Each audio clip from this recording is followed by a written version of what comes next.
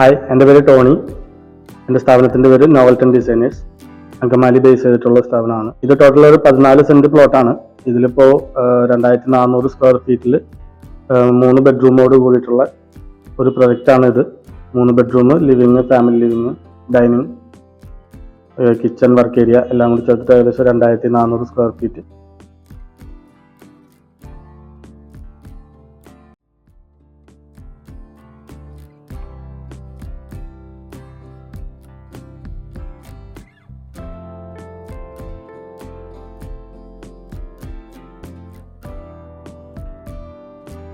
നമ്മുടെ ഈ പ്ലോട്ടിൽ വന്നപ്പോൾ തന്നെ ക്ലയന്റിന്റെ ആവശ്യം എന്ന് പറയുന്നത് അത്യാവശ്യം വെട്ടം വെളിച്ചമുള്ള രീതിയിൽ, പിന്നെ നല്ല സ്പേഷ്യസ് ആയിരിക്കണം, ചെറിയ ഏരിയ ആണെന്നുണ്ടെങ്കിൽ കൂടെ നല്ല സ്പേഷ്യസ് ആയിരിക്കണം എന്നുള്ളൊരു ആവശ്യമായിരുന്നു ക്ലയന്റിന് ഉണ്ടായിരുന്നത്.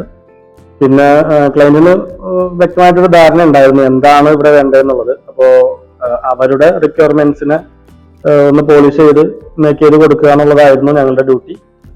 ഇപ്പൊ ഇതിൽ ഓരോ ഐഡിയാസിലും ക്ലയന്റിൻ്റെതായിട്ടുള്ള നല്ല ഇൻവോൾവ്മെന്റ്സും ഉണ്ടായിരുന്നു. അപ്പൊ അതുപോലെ തന്നെ എല്ലാം നമുക്ക് വർക്ക്ഔട്ട് ചെയ്തെടുക്കാൻ പറ്റി.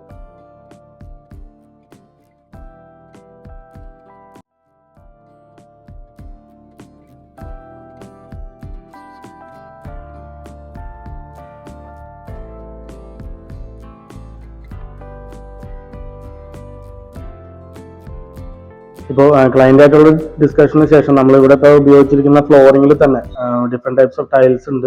അതും പലയിടത്തുനിന്നായിട്ട് നമ്മൾ പർച്ചേസ് ചെയ്തതാണ്. അത് ഓരോ ഇന്റീരിയറിന്റെ ഓരോ സെക്ഷൻ അനുസരിച്ചിട്ട് അത് പല സ്ഥലങ്ങളിൽ നിന്നായിട്ട് നമ്മൾ പർച്ചേസ് ചെയ്തതാണ്.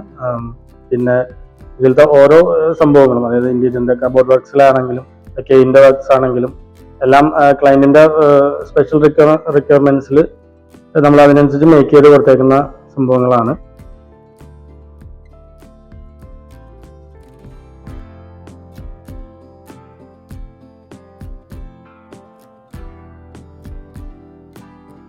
പിന്നെ ഇതിന്റെ ഇന്റീരിയറിൽ നമ്മൾ നല്ല രീതിയിൽ കോൺസെൻട്രേറ്റ് ചെയ്തിരുന്നു.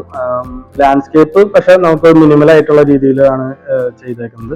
ഒരുപാട് സംഭവങ്ങളുണ്ട്. ഇപ്പൊ ബാംഗ്ലൂർ സ്റ്റോൺ വിത്ത് ആർട്ടിഫിഷ്യൽ ഗ്രാസ്, പിന്നെ അവരുടെ പാറ്റിയോ ഏരിയയിൽ ആദ്യം കുറച്ച് പ്ലാനിങ് ഉണ്ടായിരുന്നെങ്കിലും പിന്നെ നമ്മൾ വെട്ടി ചുരുക്കേണ്ടതായിട്ട് വന്നു. പിന്നെ കുറച്ച് പെബിൾസ്, അങ്ങനെ ഏറ്റവും മിനിമൽ ആയിട്ടുള്ള രീതിയിലുള്ള ലാൻഡ്സ്കേപ്പാണ് നമ്മൾ ഇതിൽ കൊണ്ടുവന്നേക്കുന്നത്.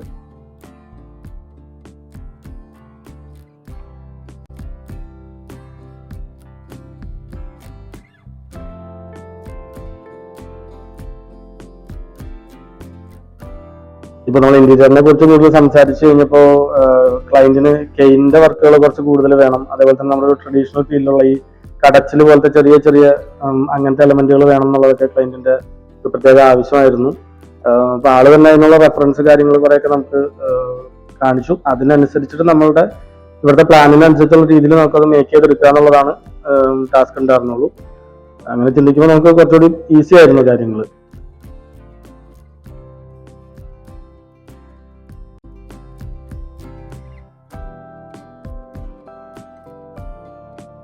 ഇവരുടെ ഏറ്റവും സ്പെഷ്യലായിട്ട് നമ്മൾ ക്രിയേറ്റ് ചെയ്തേക്കുന്നത് ഇവരുടെ കിച്ചൺ തന്നെ, മെയിൻ കിച്ചൺ തന്നെയാണ്.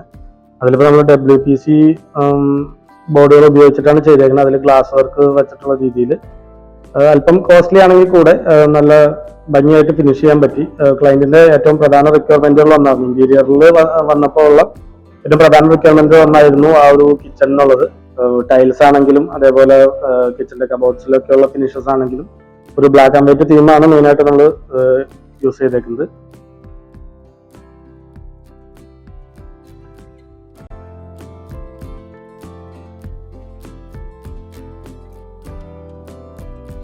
പിന്നീട് നമ്മൾ കളർ തീംസ് ഉപയോഗിച്ചേക്കുന്നതിൽ ഒരുപാട് കളറുകൾ കയറാതെ ഏറ്റവും മിനിമൽ ആയിട്ടുള്ള ഏറ്റവും മൈൽഡ് ആയിട്ടുള്ള കളേഴ്സ് ആണ് യൂസ് ചെയ്തേക്കുന്നത്. അതിൽ തന്നെ വൈറ്റ് പ്ലസ് വുഡൻ കോംബോ എന്നുള്ളതാണ് ഏറ്റവും കൂടുതൽ യൂസ് ചെയ്തേക്കുന്നത്.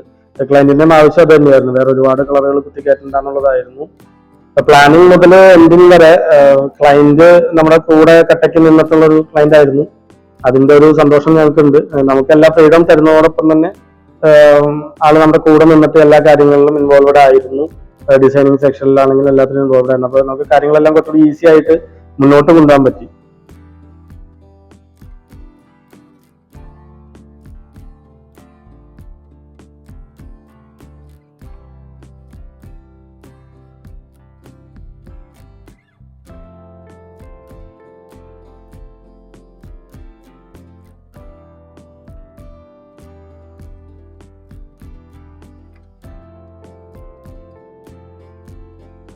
ഈ ഒരു വർക്ക് ഫിനിഷ് ആകുമ്പോൾ ഞങ്ങളുടെ സ്ഥാപനത്തിന്റെ ഏറ്റവും വലിയ കോൺഫിഡൻസ് എന്ന് പറയുന്നത് ക്ലയന്റിന്റെ റിക്വയർമെന്റിനെ 100% സാറ്റിസ്ഫൈ ചെയ്യാൻ പറ്റി എന്നുള്ളതാണ് ഞങ്ങളുടെ ഒരു കോൺഫിഡൻസ്.